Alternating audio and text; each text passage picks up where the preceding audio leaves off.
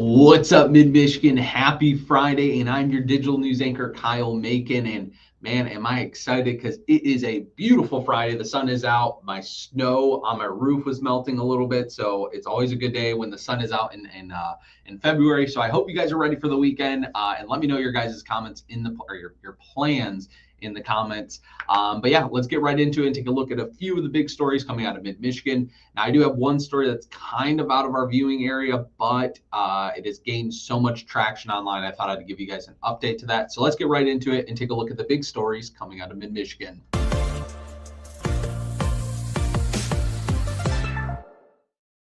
Alrighty, so like I was saying, guys, this one's a little bit out of our viewing range over in Oakland County, but this story gains so much traction online about a mother accused of abandoning her children for years, and she was held on a $250 million bond. Now, I'm going to introduce you guys to her. Her name is 34-year-old Kelly Marie Bryant of Pontiac.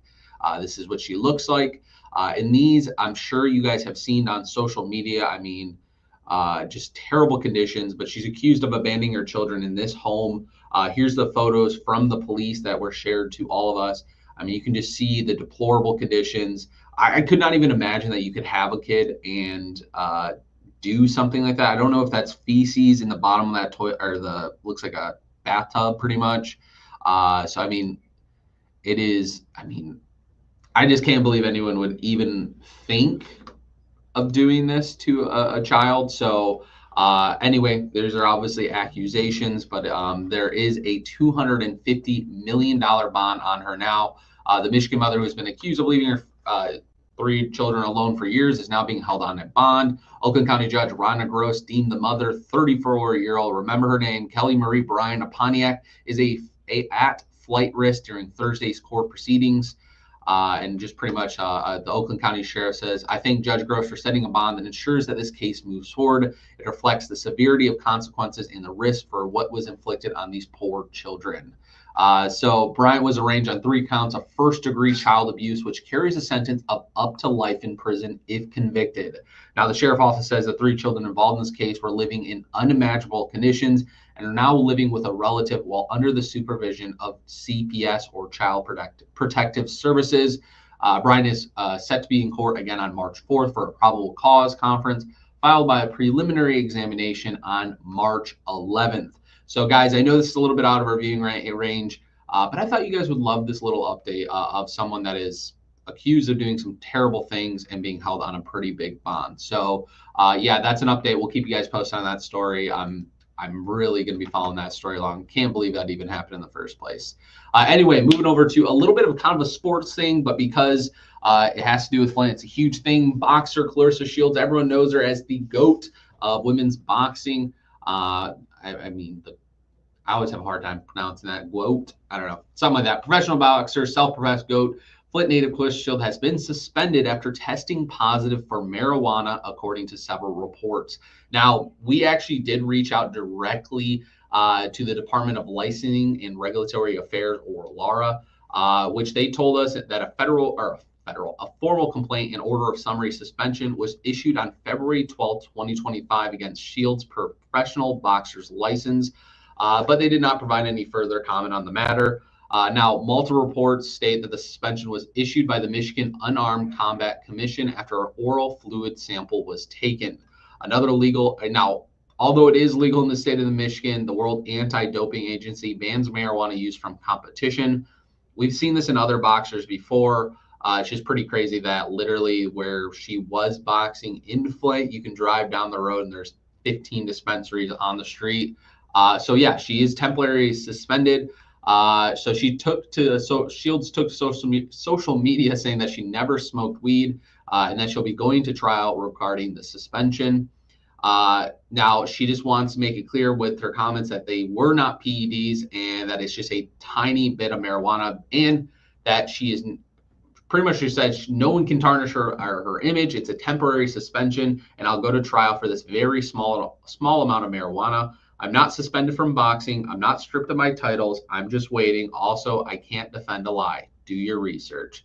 So obviously we reached out to Claressa Shields. We've done multiple interviews with her. She's been at our station multiple times, but we haven't heard a comment yet. But I really would like to know your guys' thoughts on that. I mean, do you think someone should be suspended in a state where it's legal, even though it's a national drug doping agency? So, I mean, I would love to hear your guys' thoughts on that in the comments. But like I said, as she said, she's not having anything stripped, any of her legacy being taken away, just a temporary suspension until she fights back. Now moving over to this, I just want to give you guys a heads up. On February 28th at 12:30 p.m., we will be teaming up with our sister stations, News Channel 3 and Up North Live, to bring you stories focused on Black History Month. To finish out Black History Month, watch the Mid-Michigan Now Black History Month digital special at 12:30 on Friday, February 28th. So that will be head by Mike Woolfolk and Channel 3's Princess Steverson. And so, yeah, it's going to be focused on Michigan museums, heritage, music, and sports. And you can find it right now, or you can find that stream on it on YouTube and Facebook. So be aware of that happening. And then moving over, if you guys want something fun to do and a chance to meet me in person, I'll be here on Saturday at the Mott Community College for the Coldest Night of the Year fundraiser walk. Now, this is just a great way, one, to get some exercise. So there's an option of a 1 mile walk. There's also a 5K walk that you can also do. And all the proceeds raised during this walk is going to the Shelter of Flint. So this is your opportunity to give back to your community, help those that are in need in our community, and also have a little bit of fun. So now I just want to give you guys a heads up. If you can't make it, there's also a link in here. So I'll just walk pretty quickly through. If you click on this link right here, Coldest Night of the Year fundraiser walk in Flint, scroll down about 3 paragraphs down and you'll see a link right here, and that's how you register to walk. You guys can register to walk today. I believe you can register to walk, don't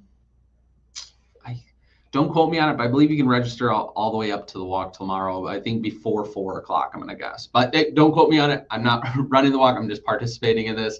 But on Saturday, February 22nd at Mott Community College's Event Center, check-ins begin at 4 p.m. and the walk kicks off at 5. So like I said, this is a great time to support your community. And so our fundraising goal this year is $25,000.